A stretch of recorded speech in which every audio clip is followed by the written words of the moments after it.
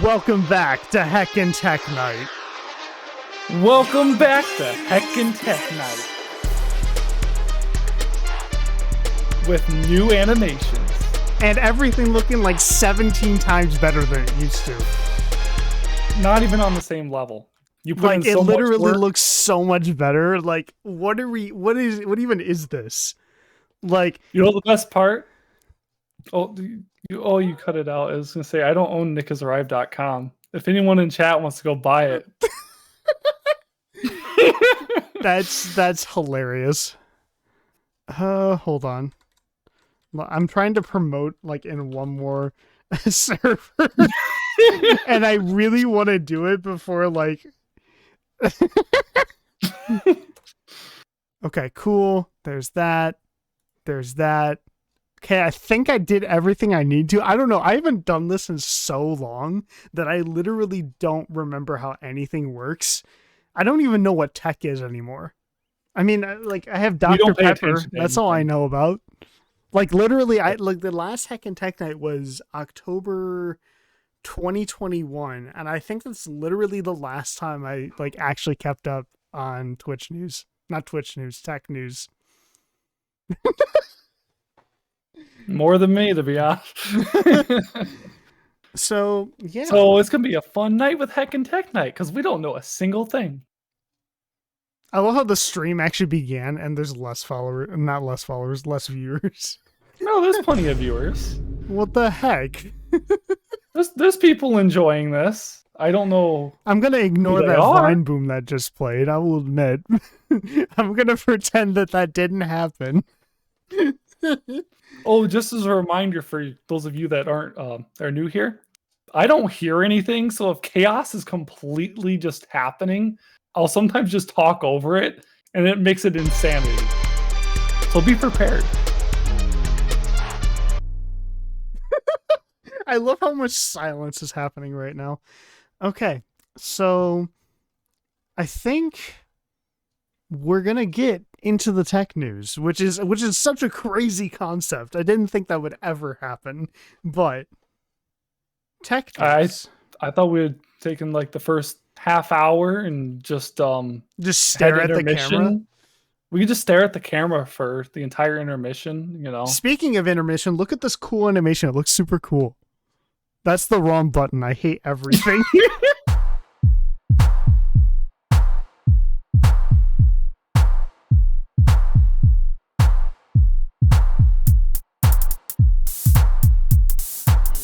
Amazing.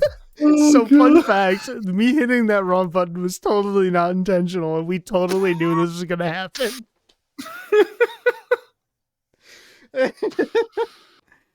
Why? All right, so let's Okay, get first story. grounded. Our first story today, and I'm gonna make sure I'm hitting the right button. And this is kind of an old story. I found this one back in September, but I would imagine that this is still relevant. If it isn't, please start yelling at me. It gets me interaction. So, more people in the US now use an iPhone rather than an Android. And that is just like. Sorry, I'm laughing because I keep hearing Vine booms. Um, but yeah, like apparently more than half of the US population now uses a smartphone running iOS rather than anything else. And this is the first time that Apple has overtaken Google since 2007, which was like iPhone ancient history time. Yeah. So I don't know about you, but this kind of like confirms already kind of what I see out in the world. You know what I mean? Like, this just kind of makes sense to me, and I'm surprised it didn't happen earlier. Like, heck, even since the last Heckin Tech Night episode, you switched to an iPhone, you imposter. I do have an iPhone now. Yeah, it's iPhone. That's pretty cringe. Oh my gosh, Nick, you Yeah, just doxed our time zone. How dare you? Now it's you're just not. white. It's just blurred. It's actually really But funny. This actually like brings us back to the first Hack and Tech Night episode. The first story we ever opened up with was talking about the Sony Xperia 1 Mark III. Well, that is now my phone. That is now you can see the reflection of Nick in there. But that is now my phone. And like I'm still sticking with Android because just like iPhone is just far too restrictive for me. Like it's good for like it's good for most people, but like I'm just like that 1% that isn't. Mhm. If I'm But being like honest, it really isn't for a lot of people. mhm, The iPhone itself, I mean, it just is a very restrictive atmosphere, and it's one of the things that unless you just open up apps and you just use it as like something where you can launch apps or you're able to you just want something to make calls, text, use Snapchat or something like that. mhm. There really isn't a whole lot a reason to use an iPhone. Like, I mean, Android does all that stuff, but an iPhone just sort of works. You don't have to do a lot of Mhm. the things that Android does, but they cost more. And I mean, they kind of come with a toxic atmosphere. Just And toxic user base is like, hey yeah, guys, you are the green bubble, you shall die. Like, but like the thing is like like iOS has two distinct advantages, right? And the main one being is that most app developers develop for iOS first, then they go to Android, and then the Android apps suffer because of it. Like Snapchat being like the main example, like Instagram, like it's not fun in Android land sometimes, I will admit. But like also number two is just like iPhone has always had those like consistent, like guaranteed software updates that, you know what I mean? Like a lot of Androids have gotten a lot better like in the past few years about, but like just as of recently, it's like the most you're going to get on Android is like 2 or 3 years, and like iPhone, you get 5. So it's like it's a little out of touch to be like, hey guys, you have to buy a phone every 2 years. Now I may do that because I'm a nerd and I like wasting my money. But Nick, I don't know. You had your phone like your Note 9 for like how long? 3.5. You had it for a decent amount of time. Yeah. But I average about 3 years per phone. That's Mm-hmm. about how long I have mine. I Yeah. probably would have stuck with my Note 9 if I would have replaced the battery and completely did a clean wipe on it, but I just didn't want to go through the trouble of that. This kind of Yeah. was more worth.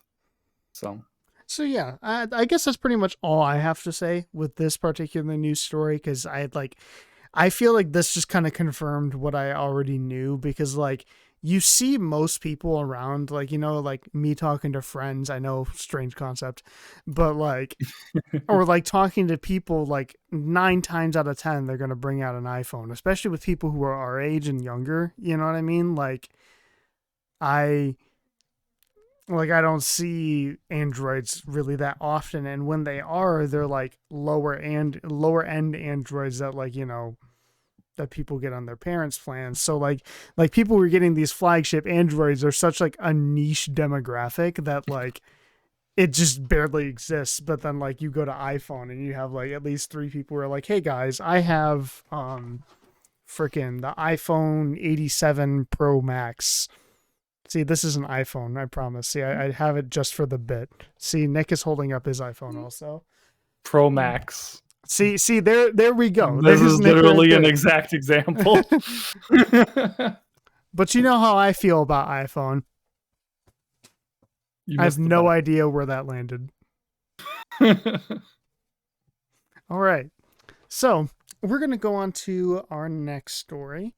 And it's a little bit imbalanced today. Usually Nick has a few and I have like more than a few and but like we usually try to alternate. This time around I have like all of them and then like Nick is just like, "Hey, I want to talk about AI." It's the only thing that interests me, Cuz like the to thing be is like honest. most of the tech stuff that's like interesting ends up happening like August onwards. And Yeah, Sony August Sony to Sony hasn't November. dropped the Xperia Mark V yet, so like I can't talk about that. Maybe in May I can. I've been looking at the rumors, but nothing looks like super credible yet. Um, but I guess we can kind of get our audio stuff out of the way first, because why not? Um, and our next news story is Sennheiser's newest IEM, the IE200, came out at the beginning of this year, and I've been hearing it's really great. And now I want one because like the Sennheiser drops the IE 600, right? And people like really like those. Like those ones like got better tuned than like the other ones. You know what I mean? But like, you know, like I feel like they finally brought that good tuning down to like a more normal like price point. I believe these are 150, but I'm not. Yeah, they're 150. Okay. So like they're pretty good. I've heard they're pretty good, and it's nice to see that ever since Sennheiser had that acquisition with like the hearing aid company. I think we talked about it one of the episodes. I think that happened Yeah, while we we were did. streaming. But Yep. like I it's nice to see that like Sennheiser, especially on their in-ear like division, like, you know, has been pretty good. You know what I mean? In terms of like ever since that acquisition, like they've gotten better. Now the headphones, I'm not sure. Like they Sennheiser also dropped the HD 660 S2, which they are selling for $600 for some reason. Oh, And it's only it's better than the regular 660, but it's like why would I just not buy a 600 or like a regular like 650? You know what I mean? Especially yeah, especially a 650 because those go on sale all the time. It's kind of hard. But I will admit, it is kind of hard, following up that, but mhm. you know, The industry defining headphone. yeah, Yeah. it's like you're the movie industry, right? And you just dropped Star Wars, and it's like, well, you got to follow that up. Yeah, good luck. Star Wars Episode 4 just dropped. Good luck following that up. Yeah, we have Episode 1, The Phantom Menace. It's Oh the no. best movie of all time. But since these audio stories are not going to take super long, I'm going to get those out of the way next. We have, and this one I'm really excited about. I'm actually really, really excited about. Now, Odyssey in the past few years has been headed in the right direction, I think so. With the way they're designed, the way that they're tuned, the way that they freaking look, they all look great. Ever since the LCD 5, which I think dropped again while we were streaming, they've just kind of gone through this new line of headphones design wise and all that. And last year they came up with the MM500, which is 1500, and I definitely want that headphone so bad.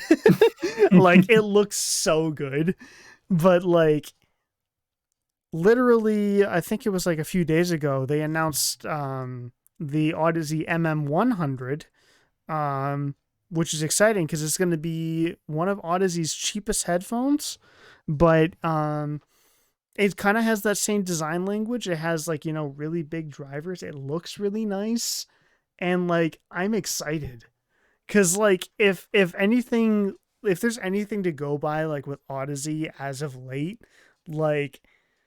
think it's looking good. I'm hoping for at least a decent tuning because the LCD one was a little weird. You know what I mean? It was very bass light, and not saying that all planars are super bass heavy, but It's the opposite of their normal tuning. yeah, and they had some weird grainy treble.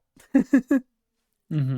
But I'm excited. Cuz this whole series is a collaboration they're doing with studio mixer Manny Mannequin. And he's notable for mixing the newest Kendrick Lamar record, and many other just projects Hmm. of that sort. And I mean I will admit that album sounds really fucking good. like it sounds great, but especially since this is the same sort of collaboration, same sort of look and sort of series as the MM500, which is something that I really want and is right up my alley. I can't wait. I think the only main thing I really need to worry about, thinking about with this headphone, is how comfortable it is. Because again, Odysseys are still very hit or miss on how comfortable they're going to be because they're very clampy and they're very Well, heavy. the thing that that's positive about the headphones that have been coming out recently from Odyssey is you have the LCD 5, you Mm-hmm. have the MM500, the MM100. All of those have been well below 400 grams, which Yeah, is yeah. about 200 grams shorter, or it's about 50% less than what they normally have in a headphone weight. Yeah, so it's a So step in you're the talking right about something direction. that's It's still heavier than most headphones, you know what I mean? But I mean, I'm assuming that since it's the lower end range and you can look at the actual images, right? You know what well, I they mean? say in They there how much it's gonna weigh. I Oh yeah, think. hold on. Oh yeah, I thought I 375. You caught it Yep. before I did. Um but yeah, I'm excited. And here's the kicker. They're 399, which for Odyssey is wow.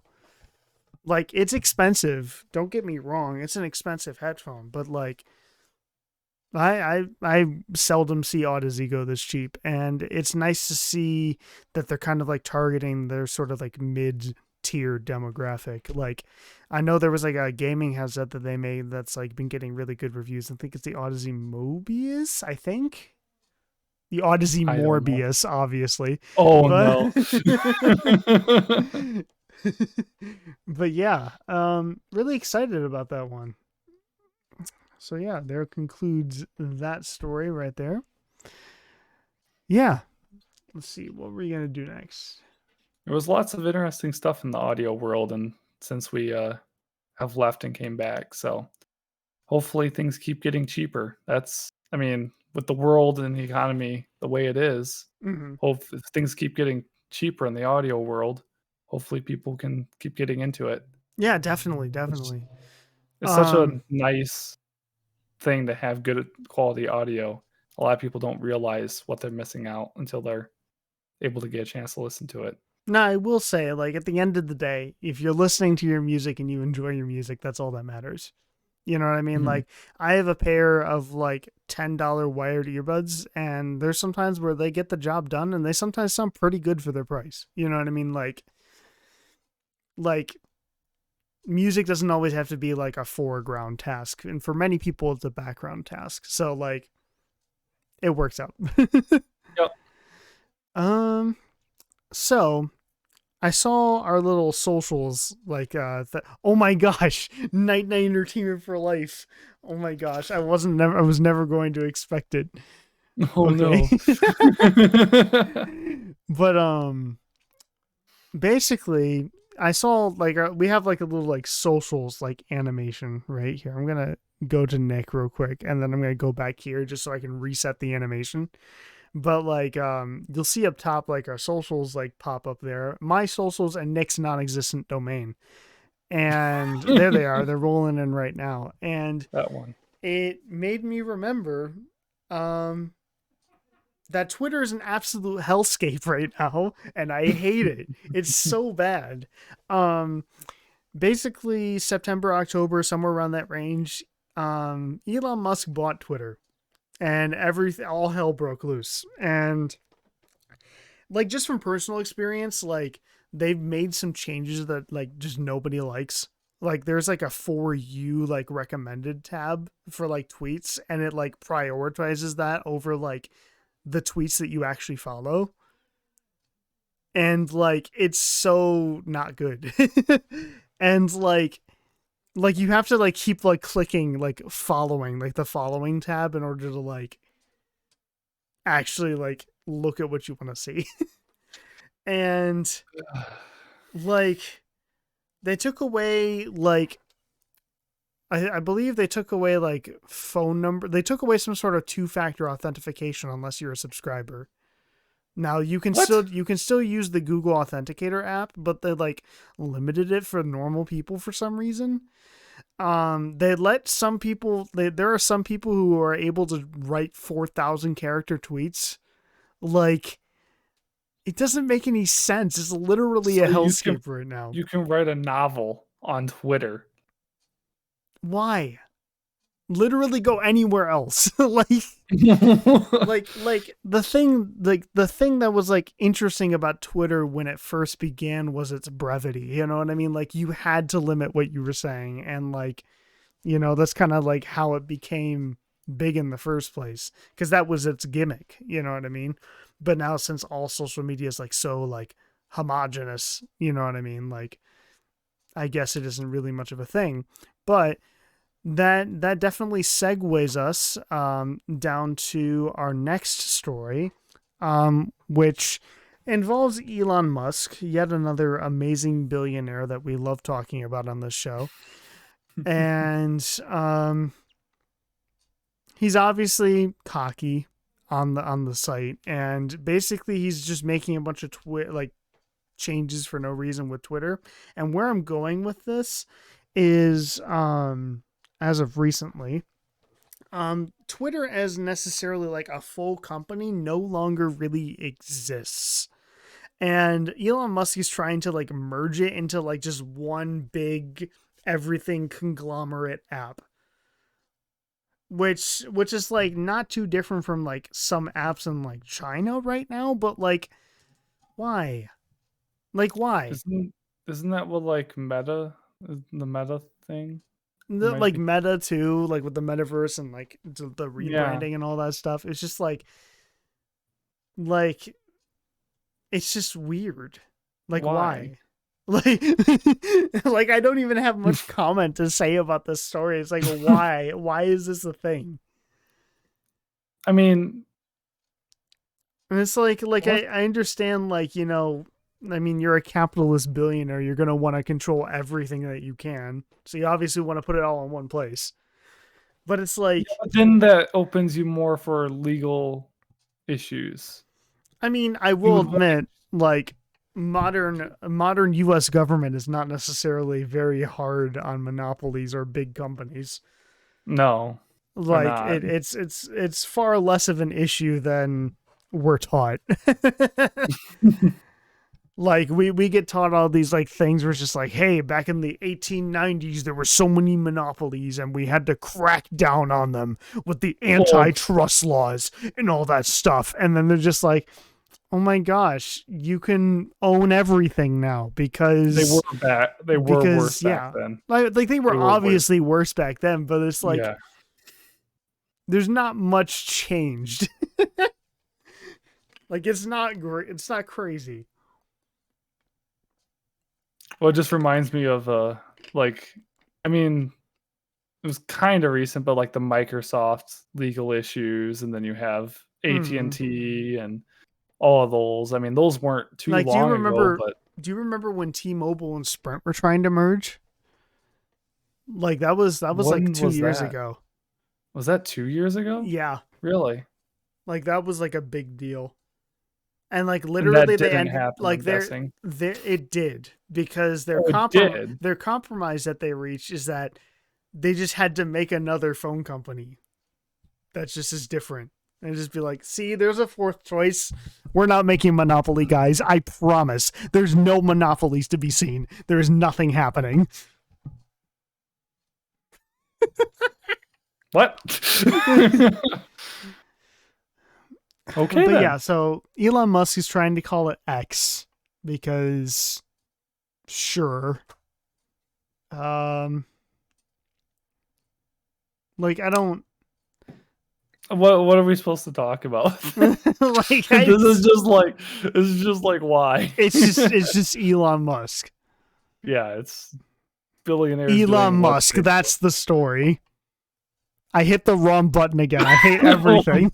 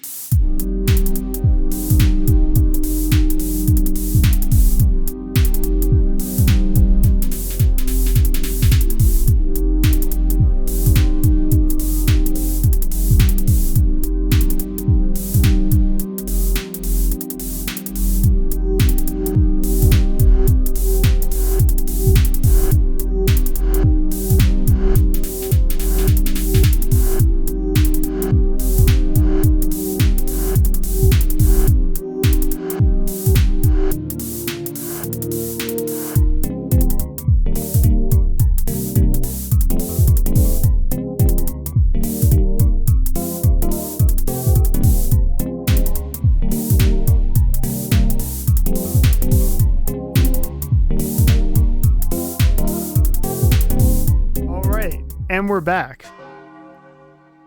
welcome back. It's just a funny sound effect playing in the background. Oh, I can't hear it. It's great. All right. All right, so we're gonna get to Nick's one story, and I'm gonna I try have and one. ignore everything that's happening right now. So,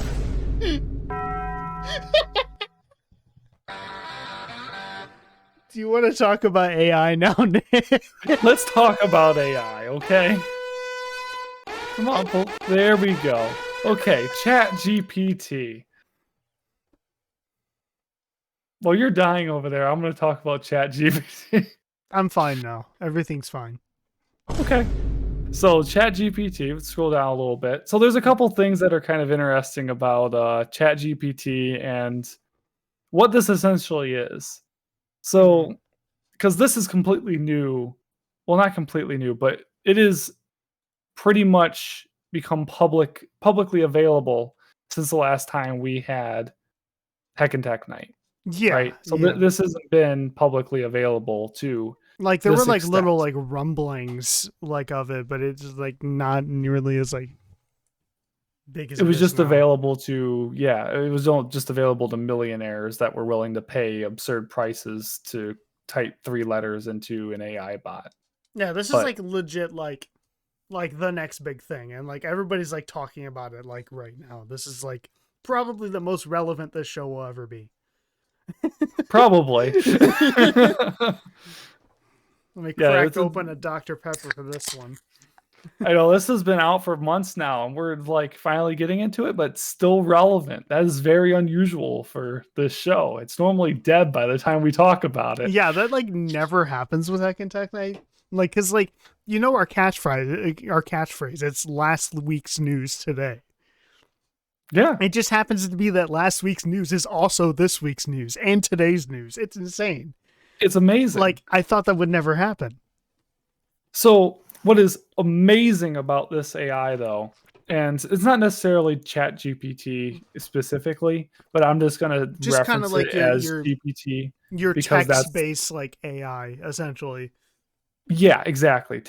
Text-based AI that is able to solve a multiple of issues ranging from basic algebra, calculus, Mm-hmm. and geometry, and all these different functions to complex problem solving that involves issues that would legitimately cause a person to have critical thinking. Yeah. And that's not something that AI has ever been able to do. And it's really interesting. So if you go back to the screen and kind of scroll down Yeah. a little bit, over the past years, a couple years, so I'll scroll down a little bit more. Mm-hmm. I think it should be, here we go. That's where that graph is. So something that's really interesting about what this AI has been able to do is it's learning over time. Mm-hmm. This, with the feedback people are providing it and people using it, this thing is becoming exponentially smarter Yeah. every single day, and they're refining its capabilities. And this is a good example. These are all extremely hard tests that no person could probably score this I'm just high of an looking through all of average. them. You got like environmental science, art history, psychology, US government, SAT math, AP world history, microeconomics, writing, and on like the lower end there's like physics too, which like yeah, that's pretty hard.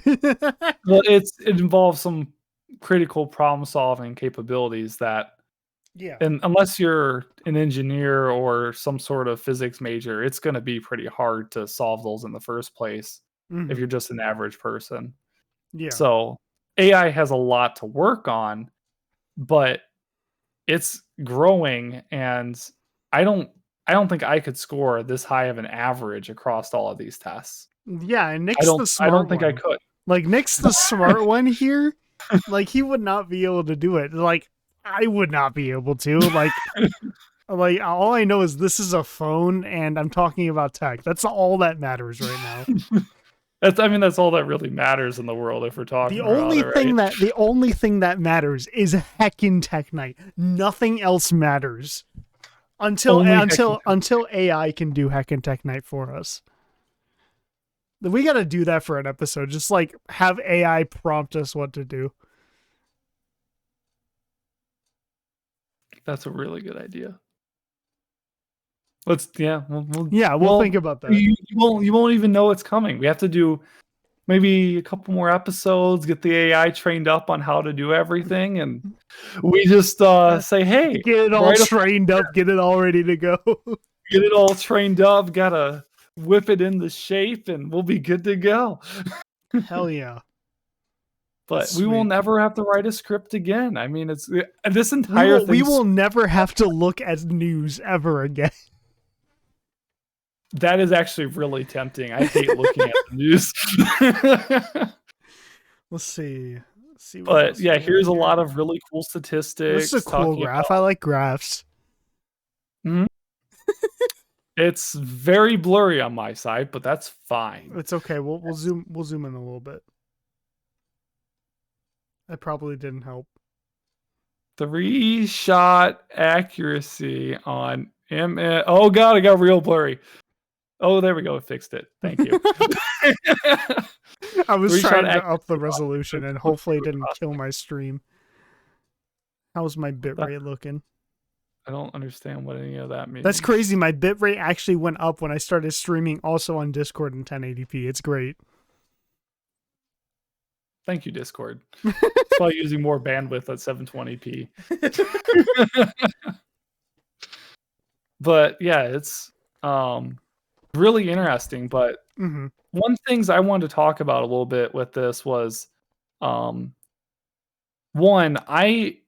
this AI in particular is we're getting into areas that are potentially kind of scary in terms of what AI is going to be capable of in the next 10 years. Which, like, you know, critics have always been afraid of at some point. Like, it's always been like the thing, like with AI. Like, there's been movies, there's been stories, there's been probably songs about it. Like it's what everybody's kind of afraid of. You know what I mean? And like, but I've always kind of been like, oh, that's just a movie. That's just whatever. Like people talking about random crap, right? But the thing with this version of an AI, it's not that scary. Because what I always say when I compare it with people is, well, this is basically an AI. It has the knowledge of every single thing on the internet. But it has the intelligence of a 2-year-old. Just the fact that it has all that knowledge has made it so it's like already like able to do things that we can't. And it's like, just imagine when it's not acting like a 2-year-old. Yeah, exactly. Because it has the intelligence of a 2-year-old. But speaking of that, it also has it has emotion. AIs, when they're this complicated and have these types of neural networks, they have an emotional state to them, and it has the intelligence state of a 2-year-old. Yeah. So we have to be careful about, if we train it improperly, is it going to have an emotional intelligence that is possibly going to hurt people or manipulate people? Yeah. That's something that it could potentially do. And whether that could be used for good or for bad is really going to depend on who's in charge of this stuff and who's going to have the money to run it, because these things are putting out hundreds of tons of CO2 to run these server farms right now. Yeah, yeah. These things aren't environmentally friendly. And it all basically like is up to like whoever owns them. You know what I mean? That's just what it all comes down to. What any like sort of like tech or science advancement comes down to, you know, in America or anything, like, you know, it depends on who owns it and who regulates it, you know what I mean? And we're just kind of along for the ride. Yeah. You know, it just reminds me of the early states of the internet. It's going to kind of be like a Wild West for like a little bit, like probably 10 years. The government is just very slow. It's like when the government we're gonna get to government tech legislation later in this episode, because I do have some articles that kind of delve into this topic, but kind of in a different light. But like, it's just always just kind of been historically, like, you know, that the government, especially the US government, is just really terrible about just keeping up at all with anything technological, which doesn't help when like 90% of your government's like 60 plus like years old. Like, you know what I mean? Like basically illiterate in technology. Yeah. You know what I mean? Like, not to say that there aren't people who are of that age who are into technology and understand it. It's just that most of those people are not in government. You know? Yeah. If you're of that age and you understand technology, chances are you were there for the creation of the computer. Yeah, you were making the computer. You were literally the one that made the computer possible. So either that or you were like a niche hobbyist before the internet was really a big thing. Yeah, and which is just super, super small possibility with Mm-hmm. what people did back then. Yeah, So definitely. So yeah, yeah, it's just kind of like the next big thing, and like even like Bing is trying to kind of like capitalize on this whole AI thing, because like Bing has always been like last place for everything. pretty much, yeah. But as you can see, I brought it up over here. Like, it's even included in Edge browser, right? Like, they've combined like the AI, like their like sort of AI along with Bing, so I can be like, what is Heckin Tech Night? And it might give me an answer. I don't know. We're gonna see. Searching for what is Heckin Tech Night. Searching for Heckin Tech Night. Heckin Tech Night YouTube. Oh, there we go. Dang it! It didn't work on stream. No. Wait, there are We some know of it our did. episodes that Yeah. works. It pulled up the episodes. Okay. Nice. Like it Too got me. bad. It got me close enough. Actually, no. Let's ask the AI since we don't know. What's the latest tech news? That is actually, hey, what do you know? It started to take the place. Let's see. What's the latest tech news? What the? Stop. What is happening? No, there's too much happening on screen right now.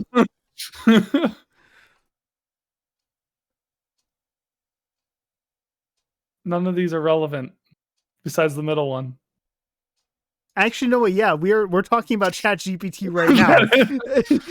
That is actually See? highly relevant. Heckin' Tech Night, AI powered. Wait. Did it say AI to power Chegg? What? Yes. This School's is about to get huge. so easy.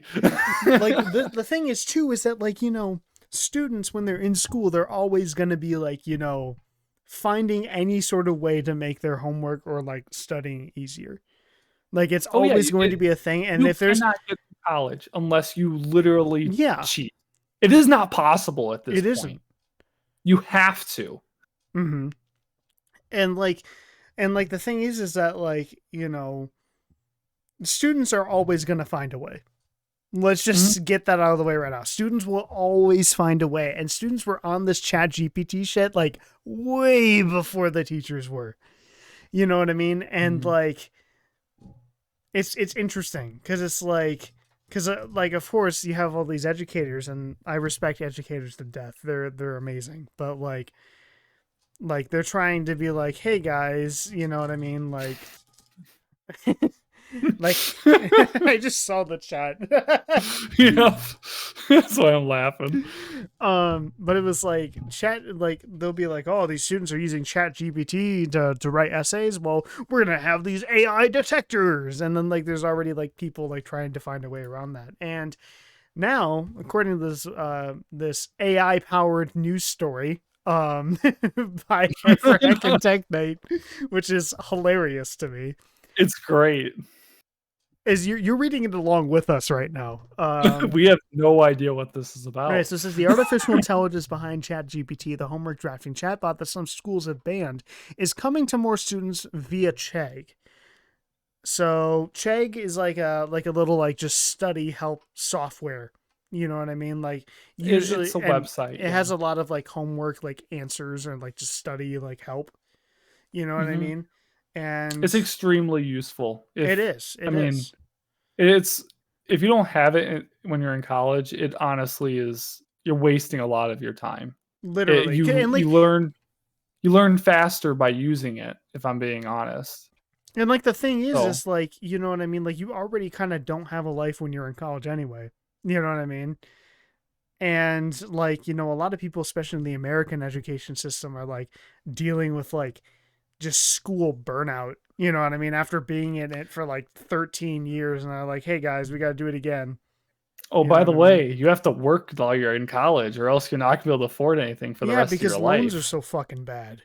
Exactly. So, I mean, you save a couple hours by like I know I'm already going to be in a life. Solver? Like I already know I'm going to be in a fucking lifetime of debt. Like if I could have like a few hours to actually live, that would be amazing. Because I'm already not going to be able to live after I'm out of this hellhole. But like this is interesting because it's like you see, like this is kind of good because like I remember like when I was in college, it was like there were like especially like some math problems and stuff that I would type in that just like didn't exist on Hmm. like Chegg, and I just kind of had to guesstimate, and like AI can kind of help fill in those cracks, and I kind of see where they're kind of coming from here, where it's like, you know, hey guys, like we're already using Chat GPT for educational stuff, might as well capitalize on that. You know what I mean? But yeah, let's see what it is.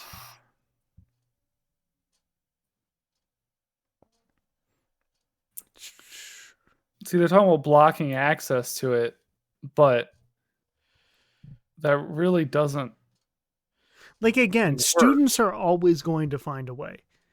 You know what I mean? I'm not saying that they should be like run free and wild, but it's like, you know, bruh.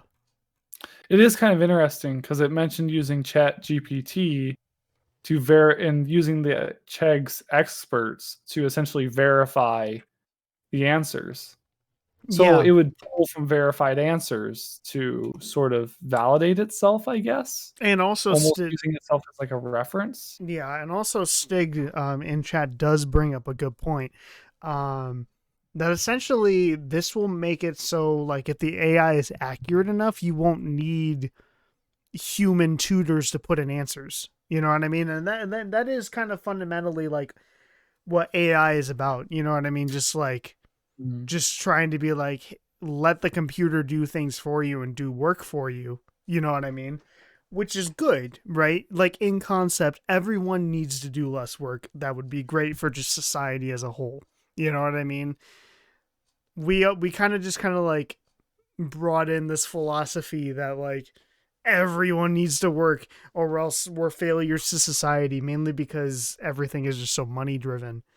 But like the thing is like in concept, AI doing work for us should not be a bad thing, but since everyone has livelihoods and people have to make profit at the end of the day or else they can't live, then it becomes a problem. Like so it's like the AI that isn't the problem in concept. It's the fact that like, people are not able to survive off of their current wages anyway. So it's like let's make it worse by making AI take your jobs. Get fucked. You suck. Intermission. I'm You joking. actually I'm not. I'm not going to intermission. I'm joking. I actually hit the right button this time. you actually hit the right button though. That's It took extra thought, impressive. but I don't know. It is kind of just like fundamentally going to show like a big shift on just how everything works. And again, like I like the same sort of like you know comparison you made, Nick, where it was like the internet was like a huge shift and it really took like 10 years for everything to kind of like internet eyes itself, you know. So Yeah. I think it's the same type of shift as when we entered the atomic era, as when we entered the internet era. Um, yeah. kind of those major shifts, and in what the world was able to do. I think it's kind of the equivalent of both of those, and it's as Stig mentioned in chat. I think it's going to be a huge shift in what the workforce is going to be doing. I think we're a long way from ever being able to remove the physical labor aspect of minute details from a job Mm-hmm. site. And Yeah. what this might do is pull more intellectual people away from what they like doing, which is intellectual type work, and more towards the physical side of things. Mm-hmm. And that could be the wrong type of direction of what those type of people could be doing, but we might have too many of them with this AI only being able to take their type of jobs. Yeah, definitely. And like also like another thing that like kind of worries me about like AI and people being able to use it and like better their lives with it, because like AI doesn't necessarily have to be like a bad thing, you know what I mean, per se.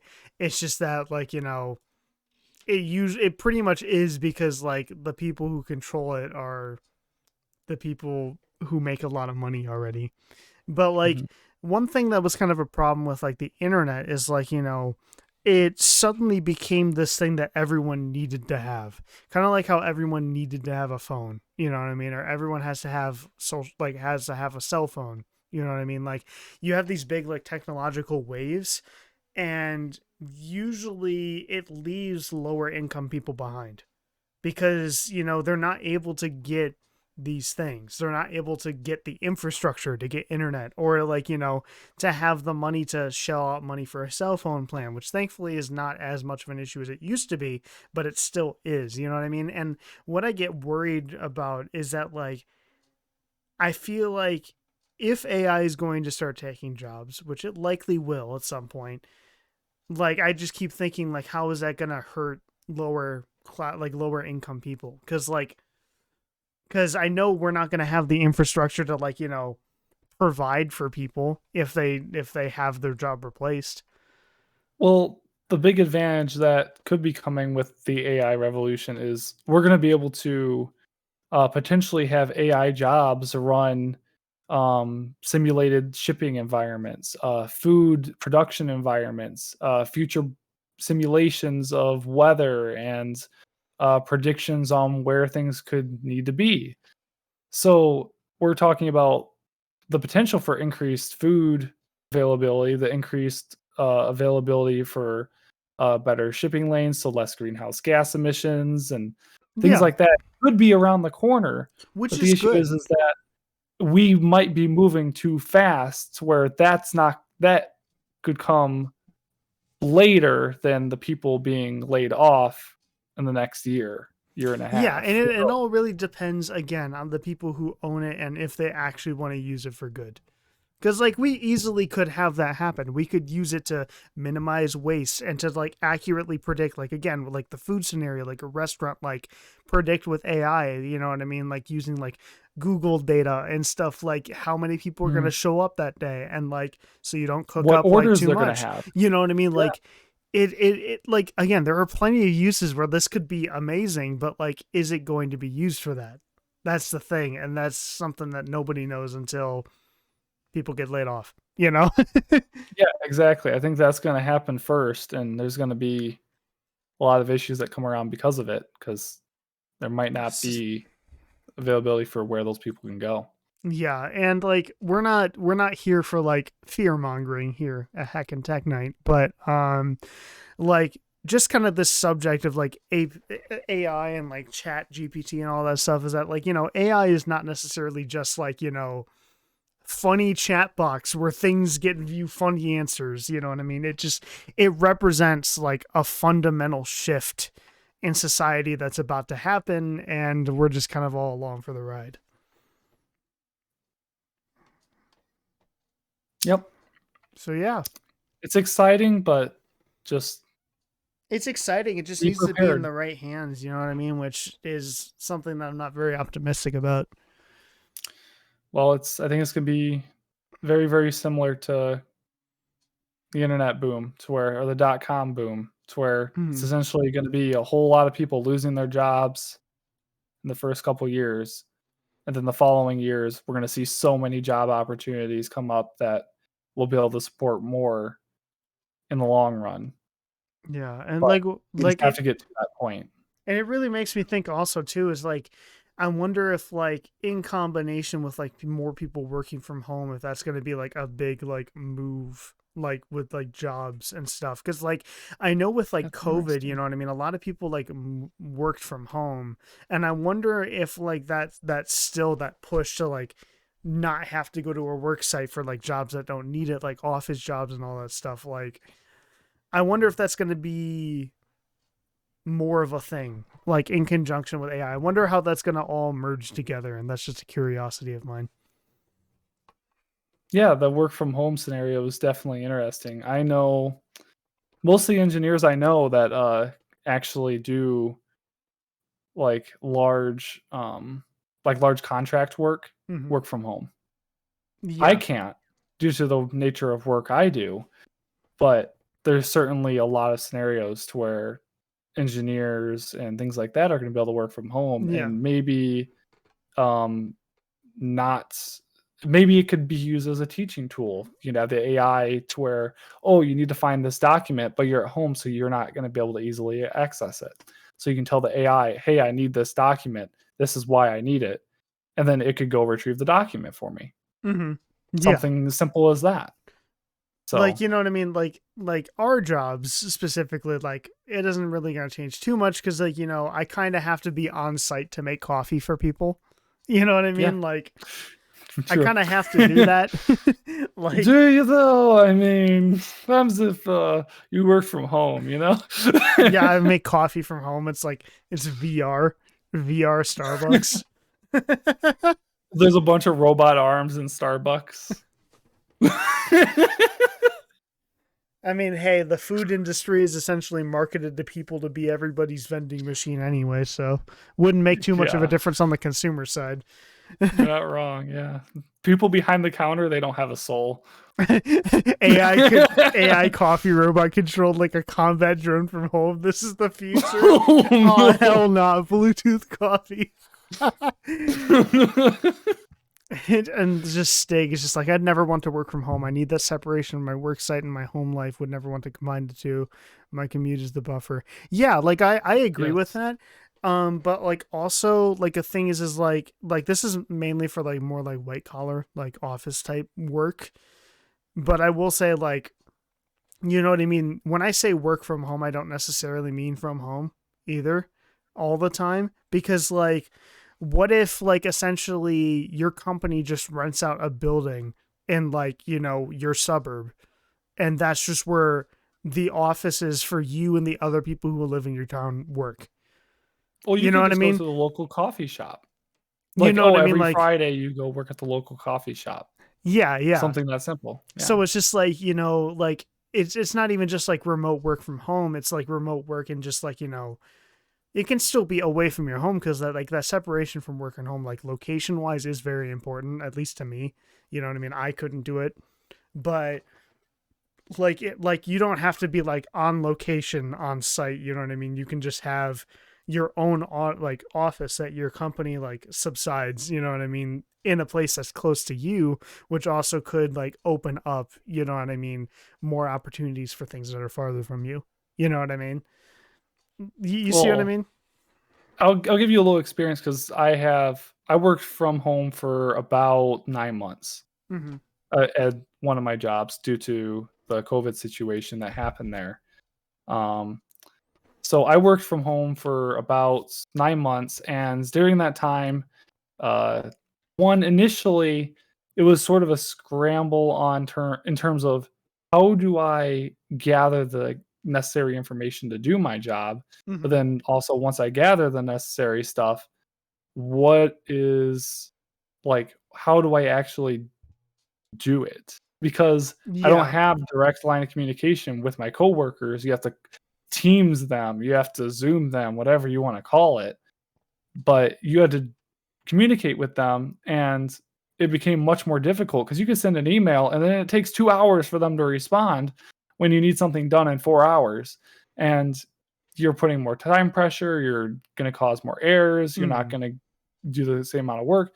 But in also in our respect, if it's done appropriately and done right to where you have the right resources, it's definitely possible that I mean you could be um you could be able to do just as much work from home. You just have to have the right person that can keep their mind set because work does have certain distractions. Mm-hmm. Definitely, definitely. So yeah, I guess that kind of concludes our story in terms of just like AI, the state of work, especially in America, and just all of that, which is like a big rabbit hole that we could get in every episode if we wanted to. Oh yeah, lots of really cool stories. Yeah, So definitely. All by right. cool I mean very boring for many months staring at a wall. So yeah, whenever we run out of tech stories, we're just gonna ask the Bing AI, and it'll lead us on another 20-minute tangent. Okay, one of these coming weeks, we'll just have to do it in like one of them to where we tell it what Heckin Tech Night is, then ask it for stories of what we should talk about. That would be amazing. That would be great. And then we just tell everyone, okay, this is our stories, and then it was created by an AI bot. Better get the most clicks per view. Yeah. All right. So, all right. Sweet. Oh. Now, later on in this episode, we are going to have our gaming news segment with Dr. You What. And the reason why I bring that up is because he dropped in another article to talk about, which is very interesting. I wanted to talk about, and I'm excited to get to that. But first, we're going to get some of our smaller stories out of the way, I believe. But yeah, we're going to do one more story. Then we're going to hit gaming news. And then basically what we're going to do one small story, gaming news, the rest of our small stories, and then our last main story for the night. So our next story is back to audio mumble jumbo, stuff that means nothing to the normal person. So the company the MQA seems to be going into administration, and their main financial backer is like just pulling out. Now MQA is a company that essentially like is like a high that makes like a high resolution like audio codec, and they usually like license it to like, you know, particular like devices, and most popularly with the streaming service Tidal, which is the one that I use. And like, you know, it's been kind of found by, you know, like independent people that there is some sort of like, you know, compression or sort of like coloration to the sound that doesn't make it truly lossless like their marketing tends to claim. And you know, that's just kind of why a lot of audiophiles get angry about it, because it's like at that point, you know, in their heads they're like, just listen to an MP3. Now the thing that's really interesting is that like essentially you know, basically, this is the statement from MQA. It says, following the recent positive reception to MQA's latest technology, which, as like a random aside, that was MQ Air, which was like a weird like MQA codec that they were gonna do over Bluetooth that they recently announced, but I didn't like have like a full story for. But they were like, there has been increased international interest in buying MQA Limited. At the same time, MQA's main financial backer is seeking an exit. In order to be the best position to pursue market opportunities and expedite this process, this company has undergone a restructuring initiative, which includes entering into administration and is comparable to Chapter 11 in the U.S.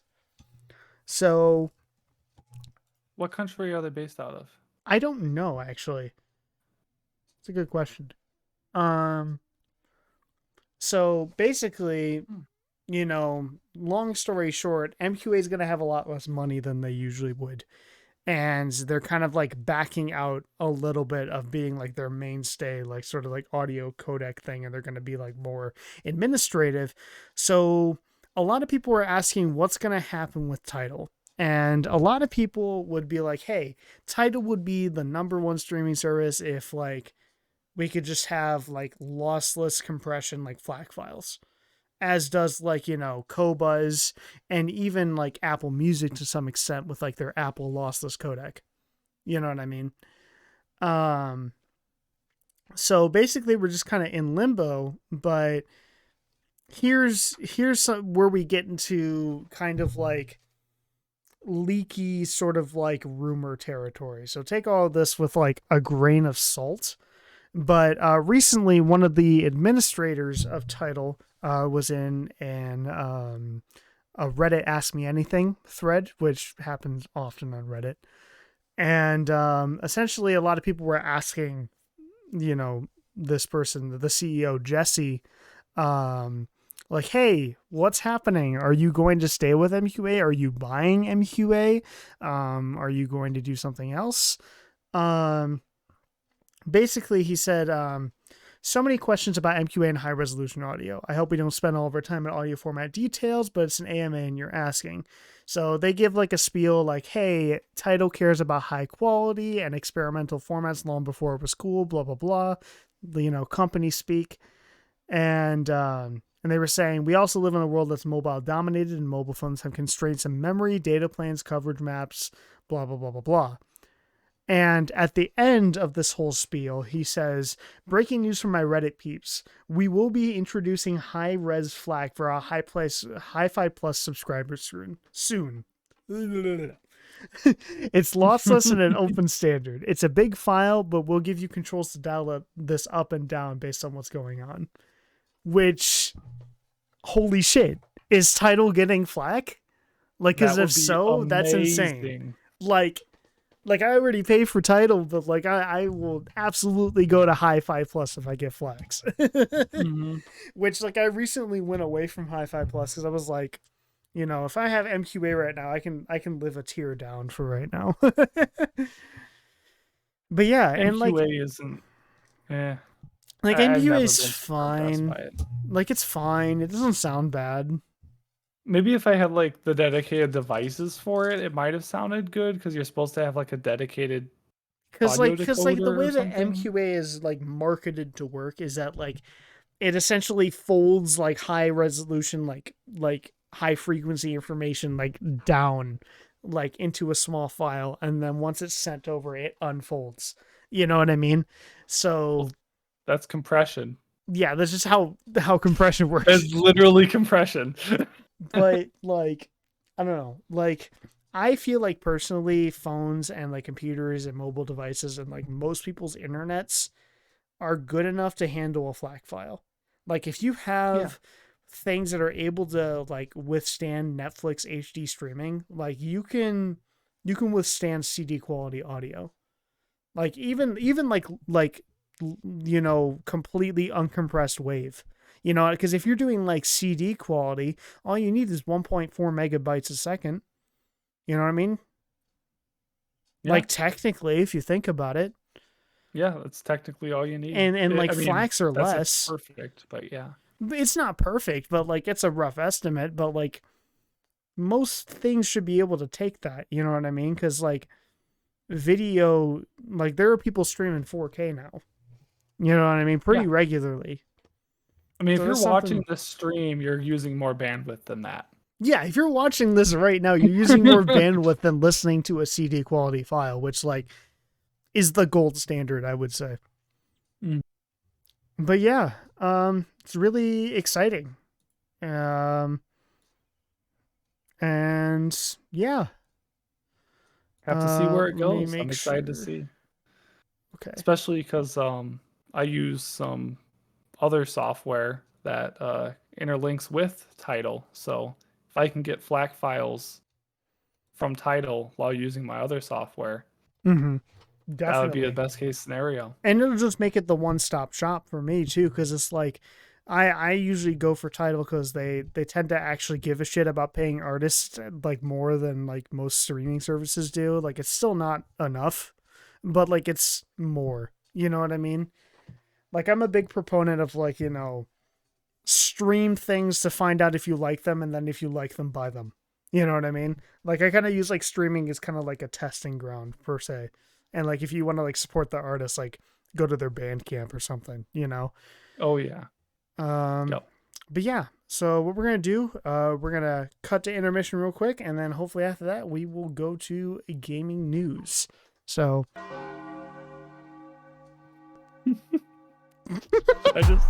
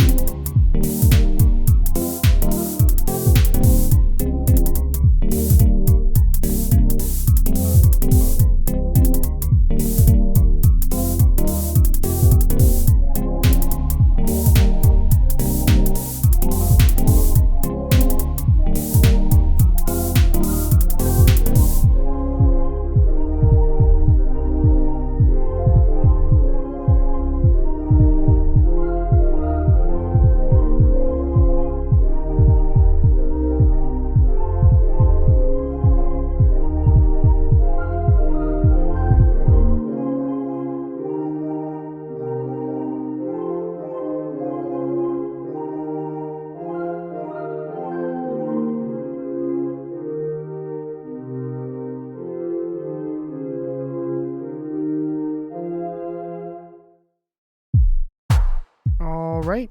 And we're back from intermission. Don't worry about the blue boxes around everything in OBS right now. It's not like I was hovering my mouse over things in OBS. Okay. But we are going to welcome our guest, Dr. You What, on the mic here. Hi, I'm on the mic. Yo. Yes. I believe you're loud enough here. I'll probably turn you up just a little bit. Yeah, sorry for the audio quality nerds. No, you're fine.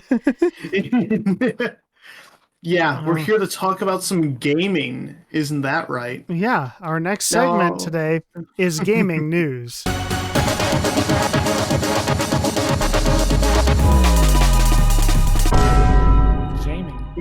I hope you like that little animation thing. I want to add more like little videos. That's where all the budget went. That's where all the budget went. All of it. All of the budget went into that one little transition clip. All right. Okay. So our first story. Should we start with? We're starting with Sega. So game company Sega apparently was talking about in a deal like to acquire the company Rovio that made Angry Birds. And I found this story that was like, oh yeah, they were thinking about doing it. And then like literally like today or yesterday, they were like, yeah, we did it. Oh. So they're doing it. Now this is actually a really interesting topic because, you know, Angry Birds, Rovio, those aren't like names you've heard since like what, 2015 at the latest? Like Angry Birds Star Wars. What's that? Angry Birds Star Wars.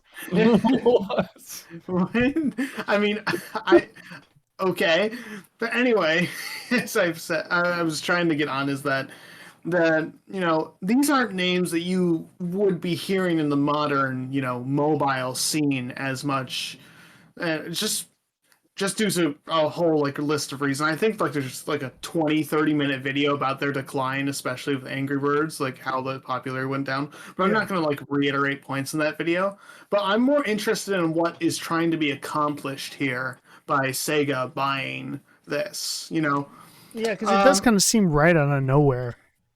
Yeah, it seems like this has been kind of like a long time like thought process behind like the relationship between Rovio and Sega, because this is a little known fact, but I think it's like Angry Birds Epic, a mobile app back in like 16, 17.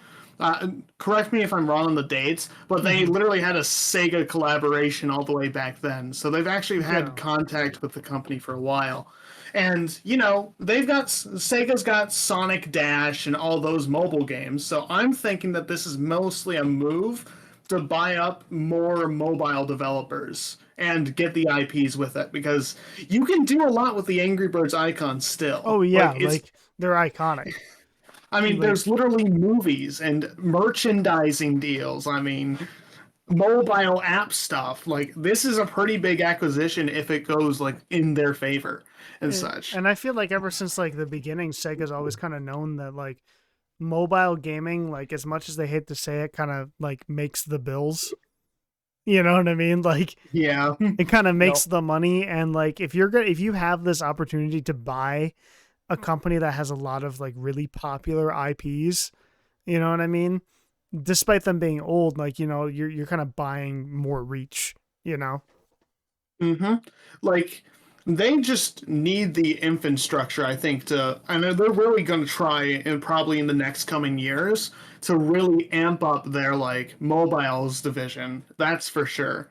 Like if it wasn't Sega buying this company, I could see easily like Microsoft or Activision Blizzard trying to as well. Yeah, literally, it could have been anyone. Yeah. I just think Sega just got to it first. Yeah, and I think this was a lot like more dormant than most business acquisitions, but it's probably been in their heads for like a good year or two by now. Yeah, and Sega's finally doing like slightly better than they used to be. Like a few years ago when like everything was like tanking, you know. They Although I actually will have say, some like, money right now. yeah, I really do like some of the community response that's come out of this situation though. Like I remember seeing like a Twitter post a while back, like Sonic Team seeing Sega spend $1 billion on a mobile game purchase instead of funding their team. But yeah, I think like this is going to be another passive income source that the whole of Sega Sammy's gonna like benefit from. I mean, you got the Sammy part of the company, which is in the pachinko, like gambling, well, not gambling, arcade machines, like sides of the Yeah. business. While the Sega does all the game development, and with the Rovio acquisition, they're beefing up their mobile, which is another source of income. And it seems like they're really trying to grow their influence to the point where they not necessarily be like a console producer again, of course, but like We get can their only foothold wish. in. We can only wish. Another console player enters. Oh, that would be amazing. Yeah, like I see this as a move to cement themselves as a top third-party developer, like the very top, because Come on, they've been Sega. kind of like Sega, I need my Dreamcast 2. Give me my Dreamcast 2. Oh no. the Dreamcast 2. Oh no. My wires are everywhere now. Yeah. You know what and, you know what would probably make a lot of money is if they Yeah. make a Chow Garden mobile app. They just need to bring back the Chow Garden in general. They've let that shit dormant for 21 years. Can you Well, imagine just- they brought it back as a mobile app? How much Well, the money thing they is would that, make? Like like Chow think about it, like My Singing Chows or something like that. Remember that from back in the day, like My Singing Monsters, where you like Yeah. do all that stuff. Like imagine like you get like this whole thing like it's Chow Shadow Legends where you got to use your Chow heroes. Shadow Legends. You gotta like It's collect gotta and be battle like your friends. it's gotta with be the like Dark freaking Chow or like something. Chow Garden Go. You know what I mean? Like No, it's gonna be Chow in space. Finally, what we've been finally waiting we'll for. get Chow in space. Oh my god. I can't believe it, guys. Chow in space. Only a week away. And hey, this is like something you may not know, but Rovio has taken down actually all of the original Angry Birds stuff. Like Really? we could actually see, yeah, like a long time ago. And so we could actually see them resurface with this acquisition, like in like more legacy game packs and stuff. I mean, I just you know thought how of- good Sega is at re-releasing their old stuff. They like to leave stuff Yeah. dead for a while. Yeah, but they're pretty good at re-releasing it in a broken state. So I mean, I Origins love- Plus. I've got the hope for Origins Plus, but not It's okay. Origins It's okay. wasn't great. Every I Sonic played Origins on release. It wasn't good. Tails literally died. every Sonic fan Real? has hope. It's okay. Bro, this is just the Sonic cycle, okay? You have hope, okay? Is it a problem if I get crushed every single 2 years? Yes, but I'm not gonna stop. I'm a Sonic fan. I'm sorry. All right. And I believe that concludes our first article in gaming news. Yes, I'm playing it again. I worked hard on it.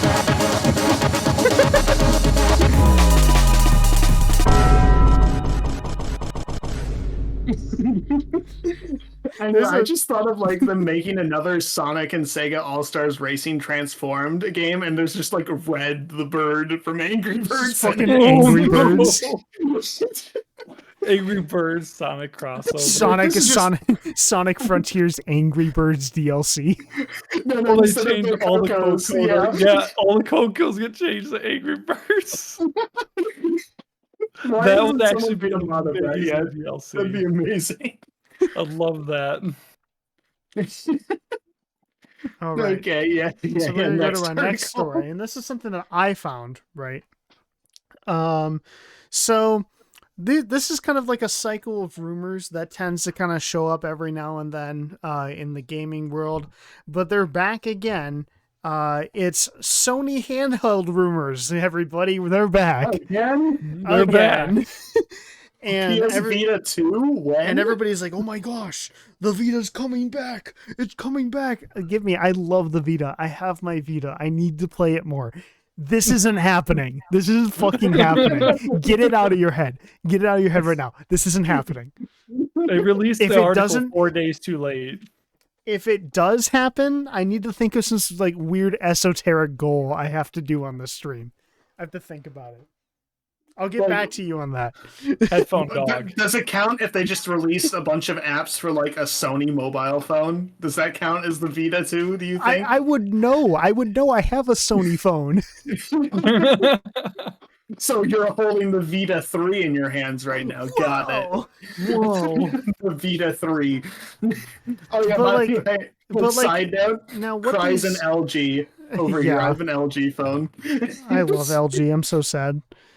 But like the thing is like basically they're just like these rumors are saying like this is gonna not be a cloud streaming thing. It uses remote play with the PlayStation 5, adaptive streaming, requires internet connectivity, which makes sense nowadays, unfortunately. And Yeah. adaptive triggers, blah blah blah. And it's like this is not going to Will happen. look like the PlayStation 5. I feel like that's the most important point that they could have made in that article. Plus, there's so many Windows handhelds now. It's like you can't even compete with those. Like, imagine competing with a Stream Deck or Steam Deck. I mean, Like, how yeah. in the world would you do that? Well, you can't compete with Speaking that. of the Steam Deck, Speaking of the Steam Deck, I had That- something prepared on that. and I do too. And By the it's way, the I same thing, didn't. isn't it? So I created the perfect transition without even knowing the next article. Why don't you go first? We'll see if it's the same thing. I'm joking. I'm not going to play it all the way. All right. So I don't know if this is the same thing you were looking at, Dr. Yuwa, but Microsoft is experimenting with a Steam Deck friendly handheld mode for Windows, which is That's exactly exciting. it. This is Yeah. exactly it. I read your mind. I read your Damn mind. it. But this is really cool. But like I don't like how it's like trying to like be the Nintendo Switch, and I'm not necessarily very hopeful because considering the last few times Windows tried to do anything regarding mobile, it never went well. I mean, I had a Windows phone and I liked it, but like that shit didn't sell. And like I remember the pain and misery you had of Windows 8 Mobile. Oh, yeah. That's, Windows 8 mobile, that was so cool. what was that, your Lumina or something? The Lumia 928. And then after Yeah. that, hold on.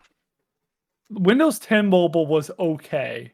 Windows 8 Mobile was one of the worst things I've ever seen in my life. Windows Mobile 8.1 was stable and it was fine. Windows 10 Mobile, here, let me bring out my props. Windows 10 Mobile on the Lumia 950 and 950 XL, it was sort of introduced on, was absolutely broken for a year. Like, I was literally like an alpha tester when I bought this thing.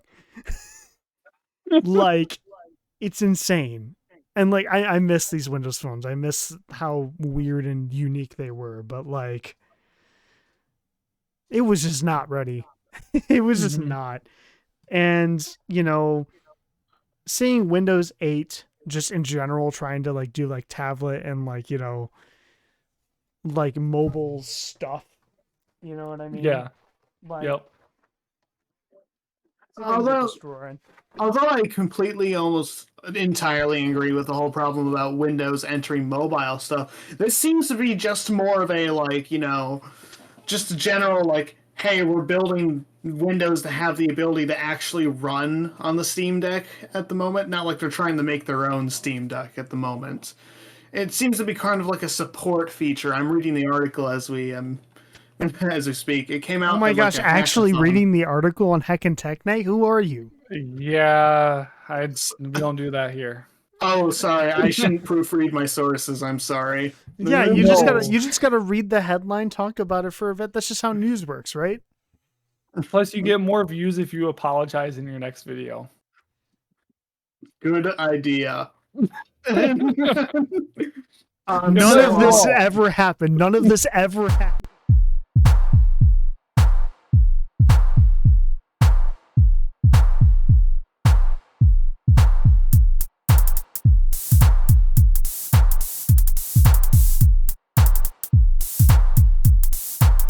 I need you to stop creating PR disasters, okay?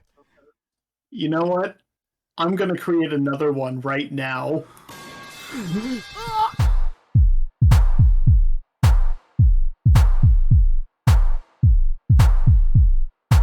Let's keep going. And back to our story. What story? Heckin Technology gone wrong. 2023 real reaction, not scripted. Sad. But yeah, this Yeah. is No, cool. There's one thing that's wrong with that. We would script it. Yeah, this would be the one thing we would script. Yeah, we would script that. Speaking of the Steam Deck, we've never actually like fully talked about it on the show, have we? We did. Like- we did, I thought. Oh, we did? How, Yeah, how we did. long back was that, though? It was like 2 years ago. Long time ago. Damn. Well, I can definitely say I'm more interested at the moment buying a Steam Deck than any sort of like Nintendo Switch 2 or whatever their next Yeah. generation of console is. I mean, the Steam Deck just seems more useful, like in all honesty. Like Especially if you're semi familiar with Linux. My brother has a Steam Oh, Deck, yeah. so I've played around with it a little bit, and the Linux environment on it works really, really well. Yeah. But it also has a simulated Windows environment already on it. So maybe if they do optimize that with Microsoft, it could be somewhat decent and potentially yeah. you could do a lot more with it. But I mean, it is definitely better, in my opinion, in terms of repairability, what's available. You could very easily repair most of this by yourself. And this is something that, if you accidentally drop it and something happens, you can replace this yourself. You don't have to buy a whole new Steam Deck, unlike a Switch, where if you Yeah. have a little nick on the corner, sorry, you have to go buy a Oh new my one. gosh, you have Nick on the corner? That's just like in the stream, except you're in the middle of the screen and I'm on the corner. Oh, side note, Nintendo which bad company. direction am Yeah, I? side note, Nintendo bad. I can't get to I can't get to the corner. Nintendo Yeah, well- bad. Well, yeah, we could definitely spend like a good hour or two talking about the multiple transgressions against their own fans that they like to commit every single day. But we shouldn't, like, I'm not even going to get started on like all the like, Super Smash Bros. Tournament stuff that happened like over the last year. Like, that's a whole nother story, and we'll probably never talk about it unless it comes up in another episode. But I just wanted to mention it to show that we are aware that these things have happened. You are aware. I I'm am not. aware of these things. Yeah, we don't read the news. We don't read the news. I'm just here. Speaking of Okay. here we have our next episode. Not next episode. Our next gaming Next news episode, story. we're ending already? Yeah, we're done. Damn.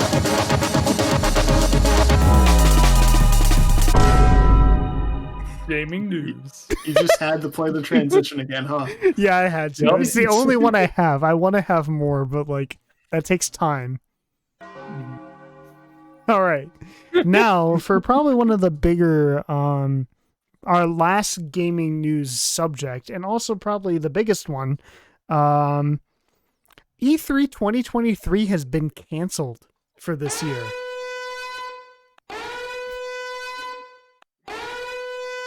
And why? This is so sad. But it's like, in all seriousness, I mean, anyone who's been watching, like following along with E3, they have been on their last legs ever since COVID hit. Like, when all of the other, like, companies, like Sega and all of them, had to make their own, like, independent broadcasts because, they couldn't get all together at E3, like, for, Yeah. 2 years? Because 20 and 21? Did they have E3 in 22? I don't even remember. don't Yeah, know it would have either. been pushing it. Yeah, would have been Yeah. pushing it. from like what it's been showing is that like once the companies realize, oh, we can just do it ourselves, they like have pretty much like just given up on E3. Like every year, there was like stories about, oh, so and so company pulled out of E3, and then like at this point, there's literally no major companies at E3 this year, so they just canceled all of it. Like Damn. we're like in an age where E3 isn't really necessary anymore. I because don't think it's been necessary ever since Nintendo did their first Nintendo Direct. I'm gonna be real. when was the that? Like issue with that 2017? Like 2013, 2012. Like they started Well, the doing it issue in with the not Wii U. having E3 is what happens to the small indie developers that want to broadcast to a larger audience. You just have the Well, internet and Steam anyway. You know, it's all Like, Yeah, online biggest- marketplaces. about This your is one of the few indie developer times that you can point. get in front of a lot more people. And also, like E3 is expensive. So- Do you think any of them are actually going to E3? Yeah, there is like, smaller developers, like 5-10 person developer teams that Mhm. save up for a year and they go to E3 and they try to get in front of the 10 million people across the world, and that's how they advertise. well, It's it hard just to advertise for a Yeah. game. E3. I'm gonna get to this point like that you're talking about, Nick. Is that E3 is extremely expensive to get into from what I've done research on, and like it just seems like its cost effectiveness has been shown to be non-relevant anymore. Like since more different events have actually popped up to do what E3 did, but it's a lot easier for the advertisers and indie developers alike. And I think that's like it's like the Summer Games Fest and the like video game awards. Like those are the ones that have kind of like taken up the mantle ever since E3 was canceled. And also, like Nintendo Directs. If you have your game on the Switch, just try to get yourself in one of those. More people watch those than E3. Oh, trust me, I know. I've watched every single Like, one of them in the last 2 years. there's people like you who actually keep up on the Nintendo Directs. I don't think anyone's like actually been looking at E3. Oh yeah, Nasina. I remember making a Smash Brothers Wii U stage because I was hyped for E3 2014. Lamau, how the times have changed. Skull emoji. I mean, E3, it was incredibly important. Now, I think it started in 1997, if I remember correctly. 1995. It's one of those years. It was like, 95 because it was when the Saturn dropped day of, and also you had the famous PlayStation presentation where the only words that were spoken was $2.99. It was one hell of a way to kick off a conference, I'll tell you that. that's yeah, that was such like an important start. Like this was like a landmark event when we couldn't like utilize the full potential of the internet yet. We still can't really fully do it yet, but we're at a point where companies are comfortable not needing to probably spend like millions on the booths at E3, because it's not just the presentation, it's like a full like 3-day conference that they have to be there every day. It's kind of like CES, you know what I mean? For like, electronics and stuff, and just like, it's just another one of those conferences. And honestly, this is probably just the first of many of these types of events that are just going to start disintegrating over the next few years. Like, Yeah. I don't like with these online conferences more and more being readily available, it's kind of hard to justify for a company, why should I spend such and such just to be at this one event that's fading in relevance? Yeah, Like- and like I feel like shows like the Consumer Electronics Show are gonna stick around for a little bit longer because there's still a lot of like people, companies, and traffic like still into it. But like, especially since gaming It's is so more much of a more like physical online. object. Yeah, because like That's the big you go difference, it's the you go physical to object. you go to like CES, you see the new like phone that they're showing you, and they're like, here, play with it. Like you don't necessarily need to do that with a game. Yep. Like Only you have press releases, but Hold you on. just stick a couple people from the press inside of a room, and I'm gonna say I'm whether gonna they send like the it or camera not. to Nick. I'm grabbing a prop. Oh no. oh, Anyway, no. like One of the things that I'm going to definitely miss out on never being able to go to an E3 myself, because this is probably the last one like ever scheduled, is that, you know, the game demos and such that they would have at the event, like, oh, this is what's in store for the next generation of consoles and Yeah. stuff. Like, I remember Yeah. like Sonic Frontiers, for example, had like a massive like turnaround due to people actually play testing at these in-person events and stuff. I mean, yeah, but that was an event that Sega did themselves. No, they No, did it at Wasn't it? multiple different ones. it was a bunch of Like, because I remember there was one in community game Hawaii events. that they did. Well, that Yeah, was but like before the that was a game, yeah. press one. Yeah, that was a press thing. Oh. That was right before the game came out. Like They did a whole bunch of those before. yeah, like every like minor conference that video games were related with, they brought an updated demo to each one, pretty much, and that's how they got a lot of their feedback. Actually, it seems, and hey, we got a pretty good game out of it. Good Yeah, I 7 think out of so 10. too. They From changed what I quite a played of bit it. since that first release in terms of like physics and the way things interacted. So feedback is But useful. yeah, I don't think like CES is really in danger because it's not like with a game. It's not like you're going to be like, here, look at the disc. Look at it. It you can put it in the case. You can do things with the case. Nothing bad will ever happen. It actually landed on my bed this time. I was not It expecting landed that. perfectly. Yeah. Yeah. It's still in frame. That's crazy. I'm gonna leave it I in mean- frame for the rest of the show. CES is probably going to be fine until they're like the metaverse is like, oh, experience these products in VR instead of like Whoa. actually going to the event. Isn't the metaverse dead? Yeah, The pretty much. whatever. Well, the Okay. It's the metaverse is best- kind of like the it's best shorthand for burning money VR. pit. It's the best burning money pit you could ever find at the moment. The metaverse project for Facebook. Honestly, like, good on them for literally, finding a way to waste like what $12 billion. It's just the tax Whatever write-off it for the is. next 12 years. Like, They I don't have to pay taxes. I don't know why companies are trying to go on like focus on VR when AR is obviously the future. Like, I don't No, understand. VR is the eventual true future. But the issue with AR But like, I feel like we is- should be working on the interim rather than the end goal.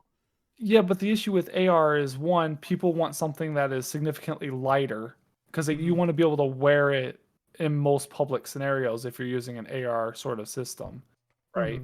Yeah. You're going to want to be able to be public with it, and the issue you don't want a big headset wrapped around your head. And the other issue is it's hard to display something virtually over top of an actual environment without having that environment pre-scanned of its exact scenario. If you were just walking down the street, sure, LiDAR can predict something, but it's not going to know exactly what that object is, exactly how it's shaped, or what it could be. Now we have AI right around the corner that might be able to do that, and we'll have chips possibly that can do that and simplify that process, but we're not there yet. So we're talking about something that could be very useful or very powerful in 10 years, but AR is really something that will sort of be before true VR, to where you're able to smell, taste, feel, all that stuff that true VR is meant to have eventually.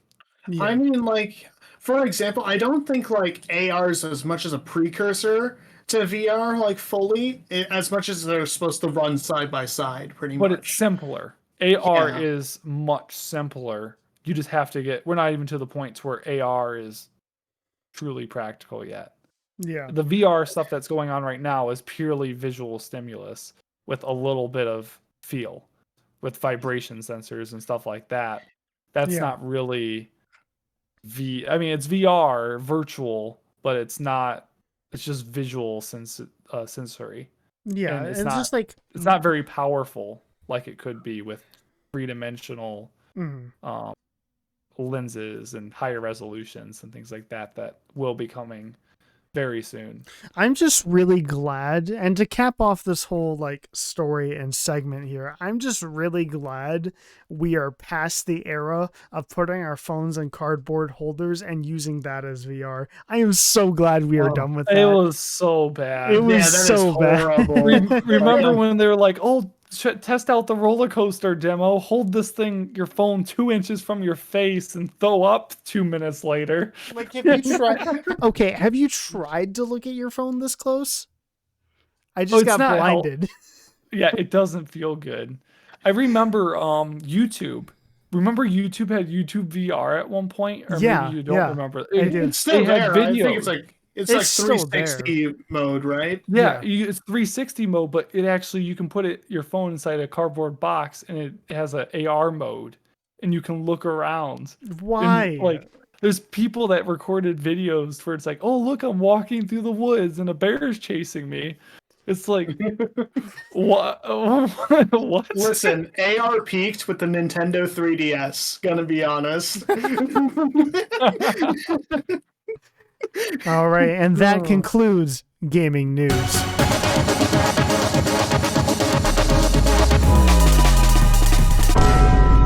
Gaming.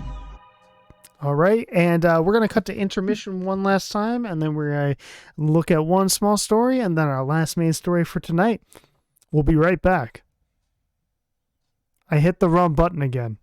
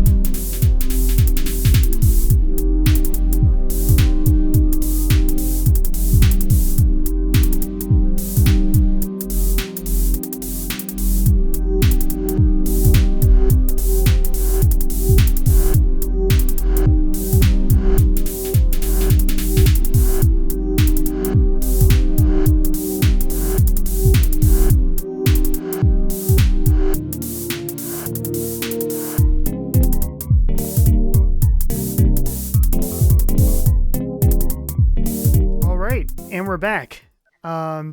Dr. Yu, what's going to be staying with us for our other tech news stories.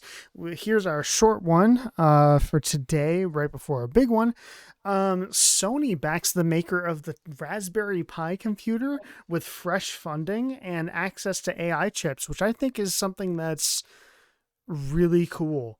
Like, honestly, like I will admit it's been kind of hard to get a hold of like the Raspberry Pi ever since COVID hit, but like you can see so many people like doing things with these like little computers, and like the fact that like you have a major company stepping in to like, you know, do all the stuff and like give like the company like access to chips that are good with AI, which is obviously going to be bigger in the future. And like there's probably going to be a lot of small tasks like automated on these little computers. I'm excited. This is good. Yeah, I just the one thing I find very interesting with these is potentially using them with like a LiDAR sensor or Mm-hmm. something like that for object recognition. So let's just say you have a cat door or a dog door, Yeah. and you can make it to where it auto recognizes, hey, this is my dog. Let him in through the dog door. Hello, this is my dog. Your dog is Hello, at the this is door. the Should I dog. let him in? It's like this person tried to unlock your phone like message that you get like on like face recognition phones. Oh, It's just a picture yeah. like of the dog smushed up against the camera. or like it's like a Ring doorbell, but like AI version. It's just like this person was trying to get into your house, and it's just like your dog. Just your dog looking at the camera. You know, if there's one thing about AI I've always like been interested in is how are the ghost hunting shows going to capitalize on it with their next technologies? Oh, That's where is genius. the next ghost hunting gonna be? Like, how are they going to include Chat GPT It's ghost like, hunting stream when? hold on one second. Let's go to Nick real quick. You know, things never go well Ghosts. when like the camera just goes solely on Nick, and it's just Oh, me it's walking great. through my thing.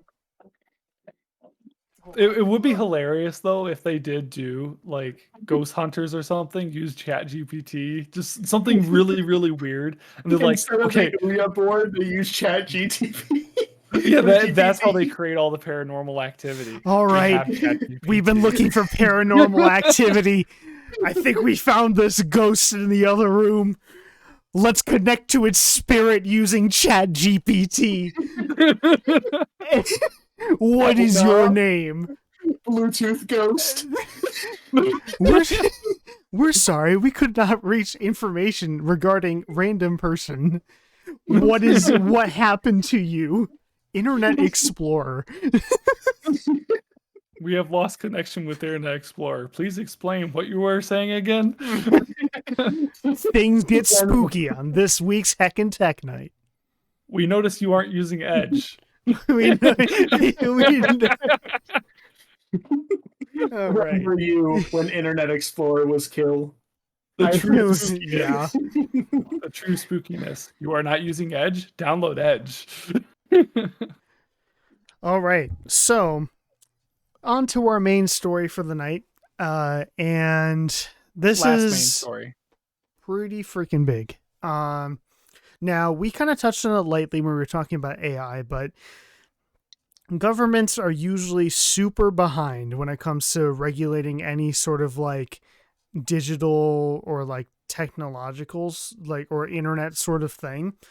And usually when they're like on time, they're usually not well informed. Now, I'm not necessarily saying that they're not well informed with this one, but it's been something to really watch. And the US government has been kind of targeting TikTok as a quote unquote security risk. And, you know, there's been a lot of like areas like in the US that have been like pushing for TikTok to get banned. And like, I don't get me wrong. I avoid TikTok. I do not like TikTok. I've been avoiding it for 5 years. You know what I mean? But I feel like people should still be able to use it. You know what I mean? But like the main thing with me though is like, yes, it's run by a Chinese company. Yes, they're not very, they're kind of shady, I will admit. But the thing is like with blocking this app, you know what I mean? It kind of sets a not great precedent going forward.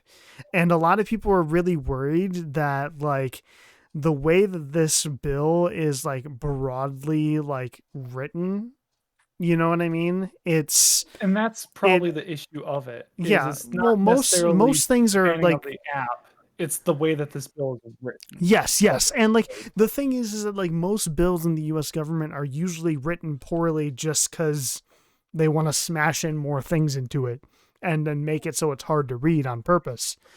And the thing is that a lot of people are really worried about is that this act could be read in a way to criminalize VPN usage, and people are really worried about that.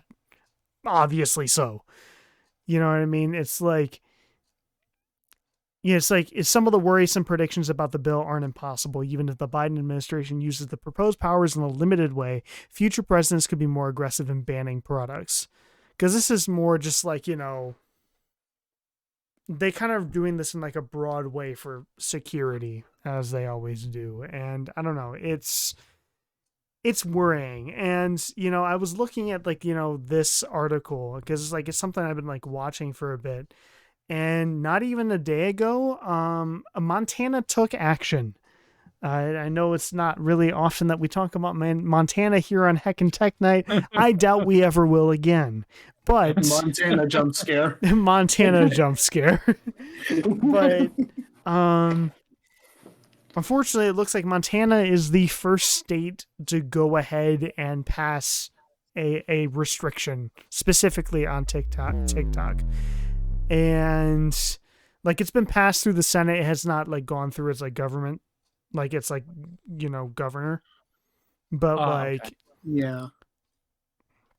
so it says like, TikTok, which is owned by Chinese company ByteDance, has been accused of posing a national security risk through data gathered from users. You know what I mean? And it passed, it's just talking about like, you kind of have like the two sides fighting over it where it's just like one of them's like really worried about security. The other one is just like, well, you need to protect our free speech. And like, I'm all for security if it doesn't mean like surveillance on people. You know what I mean? But like the main thing here is that like, okay, we're targeting TikTok for user gathering data, right? Why aren't we going after Facebook? Why aren't we going after any other social media app that exists? There is one big reason, like, and I want to that's know. because of like, I'm genuinely curious. Climate. It's the political climate right now. I can tell you why exactly. Like the actual physical reason is TikTok actually has a way of accessing information on your phone that the other applications do not. TikTok can read every single photo on your phone without you giving it permission. Yeah. It can access every single piece of storage on your phone, and it is able to directly connect with the TikTok server and send every single one of your pictures over to it. Well, like the thing I never downloaded the thing is that I agree with you, Nick. Definitely, like TikTok is especially egregious, but like that's things what like TikTok can do. But things like Facebook, you know what I mean? Like they're also pretty pervasive with user data. Like I know it's not nearly as bad. The user data, you're right. Yes, where are we drawing the line here? They're not cloning your phone and then sending it to Facebook. They're not taking every single piece of your information, every single application you have downloaded, every single text you've ever sent, every single recorded phone call you've ever had. It also doesn't help that it is going to China, and the political landscape at the moment, the U.S. government and China aren't very well aligned. I'll just say that. No, they haven't really been in a very long time, or ever. Well, over the past 2 years, they have.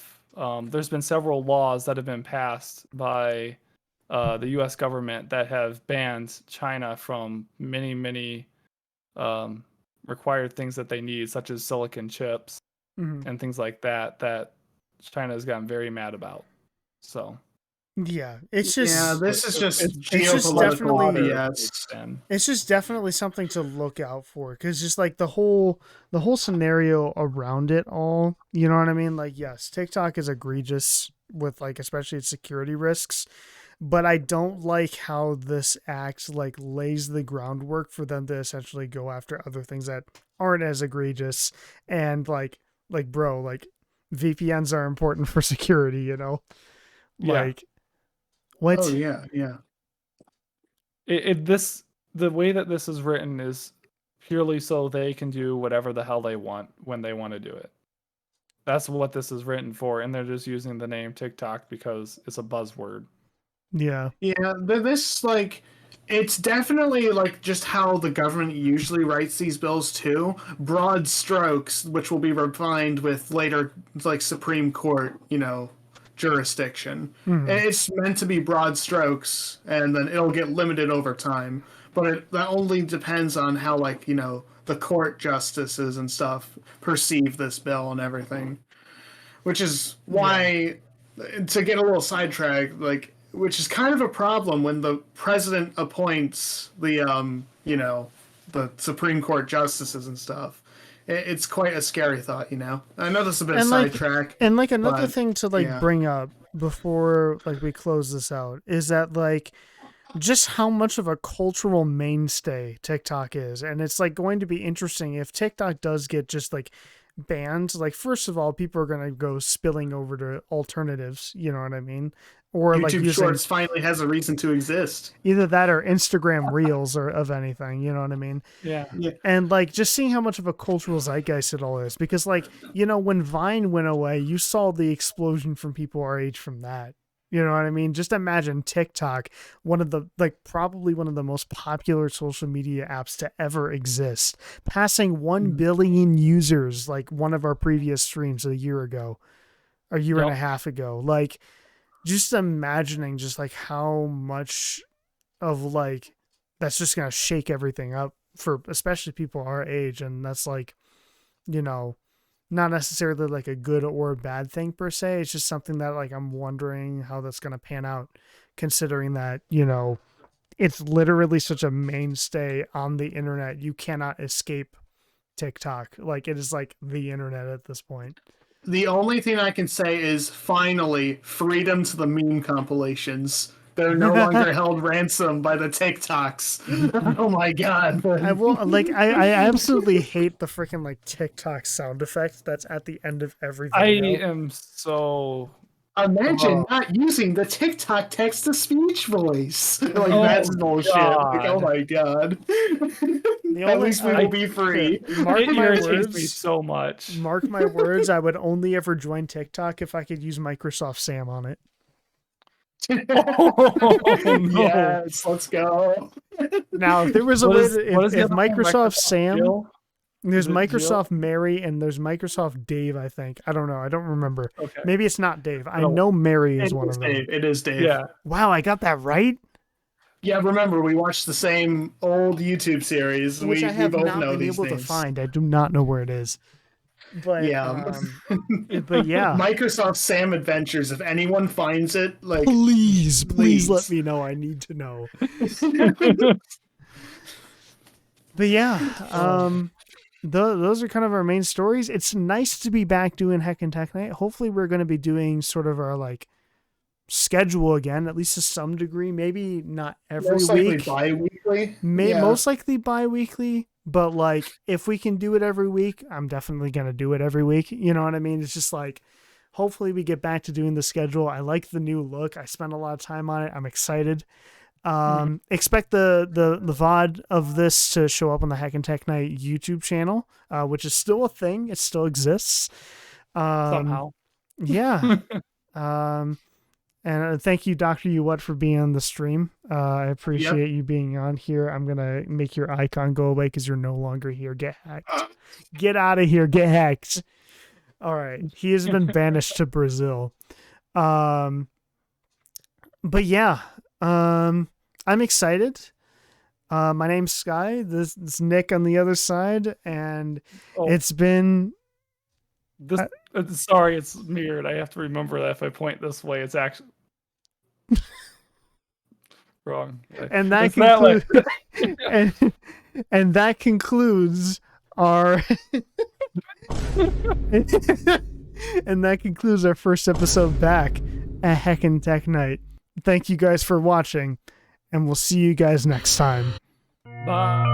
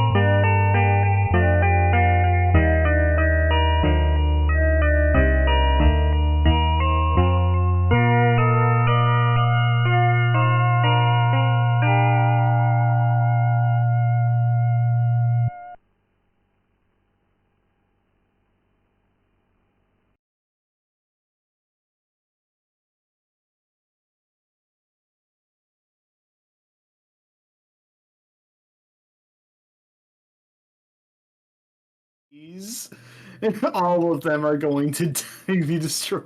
Oh no, no! I forgot the audio was on. What the heck? No! What?